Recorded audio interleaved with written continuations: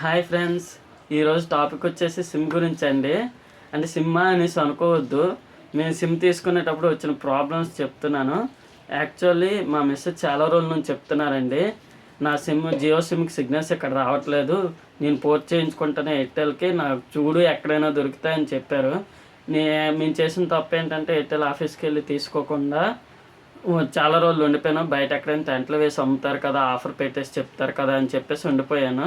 దానికి కూడా ఇంకా రీఛార్జ్ వ్యాలిడిటీ ఉందని చెప్పేసి నేను ఆగిపోయాను. సరే అని చెప్పేసి రోజు మా పిల్లల్ని స్కూల్ నుంచి తేవడానికి వెళ్తుంటాయండి. ఆ రోజు కూడా వెళ్తుంటే రోడ్డు పక్కన టెంట్ వేసి సిమ్లు అమ్ముతున్నారండి, ఎయిర్టెల్ సిమ్లు. జియో నుంచి ఎయిర్టెల్ పోర్ట్ చేసుకుందాం అనుకున్నాను. అలా పోర్ట్ చేసుకుంటే 1 month unlimited recharge, next unlimited calls, ఇంకా ఏవో ఓటీటీ ప్లాట్ఫామ్స్ ఫ్రీ ఇస్తానని చెప్పారు. అయితే సరే అని చెప్పేసి తీసుకున్నాను. అక్కడికక్కడ పోర్ట్ చేయించుకున్నానండి జియో నుంచి ఎయిర్టెల్కి. పోర్ట్ చేసుకున్న తర్వాత వాళ్ళు ఏం చేశారు, ఇది యాక్టివేషన్ అవ్వడానికి 2 days టైం పడుతుంది.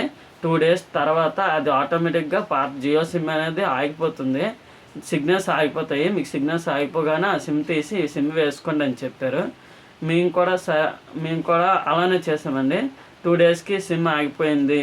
ఆ జియో సిమ్ ఆగిపోగానే ఎయిర్టెల్ సిమ్ వేసాము. యాక్టివేషన్ అయ్యింది.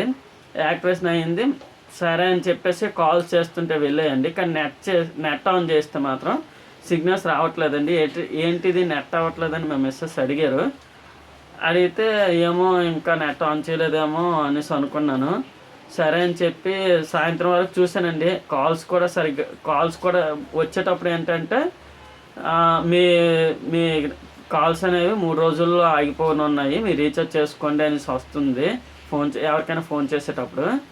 అయితే డౌట్ వచ్చి ఎయిర్టెల్ ఆఫీస్కి వెళ్ళాము. ఇప్పుడు సిమ్ ఇచ్చారు కదండి, వాళ్ళ నెంబర్ తీసుకోవాలని ట్రై చేస్తే వాళ్ళ నెంబర్ ఇవ్వలేదు. మా ఆఫీస్ పక్కనేని, ఇక్కడే దగ్గరేని, మీరు పలానా దగ్గర మా ఆఫీసు, మీరు మీకేమైనా డౌట్లు ఉంటే అక్కడికి వెళ్ళి అడగండి అని చెప్పారు సిమ్ తీసుకునేటప్పుడు. సరే అని చెప్పేసి వాళ్ళ ఆఫీస్కి వెళ్ళామండి. ఏ రోజు అయితే యాక్టివేషన్ అయిందో మార్నింగ్ యాక్టివేషన్ అయింది.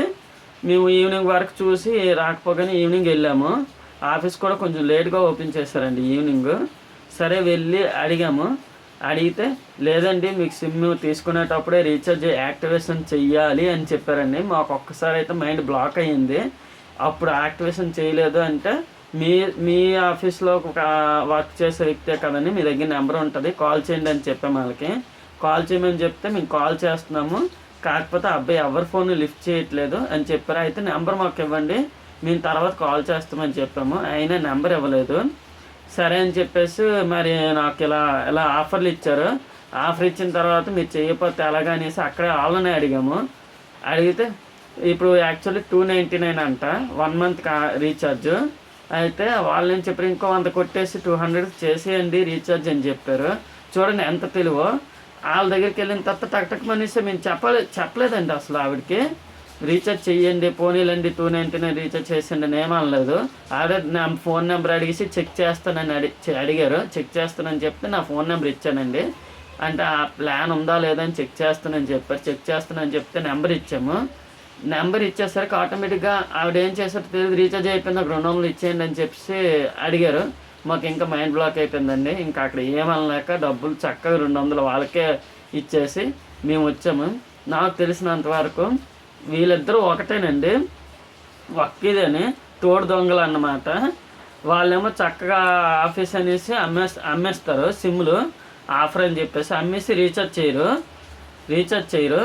వీళ్ళేమొచ్చేసి అదే రీఛార్జ్ని యాక్టివేషన్ చేసి ఎక్స్ట్రా 200 తీసుకుంటున్నారు. చూడండి ఎంత మోసం అండి. మీకు కూడా ఎప్పుడైనా ఇలా జరిగితే లైక్ చేసి కామెంట్ చేయండి friends. Thank you for watching friends. Subscribe చేసుకోవడం మర్చిపోకండి. Thank you, bye.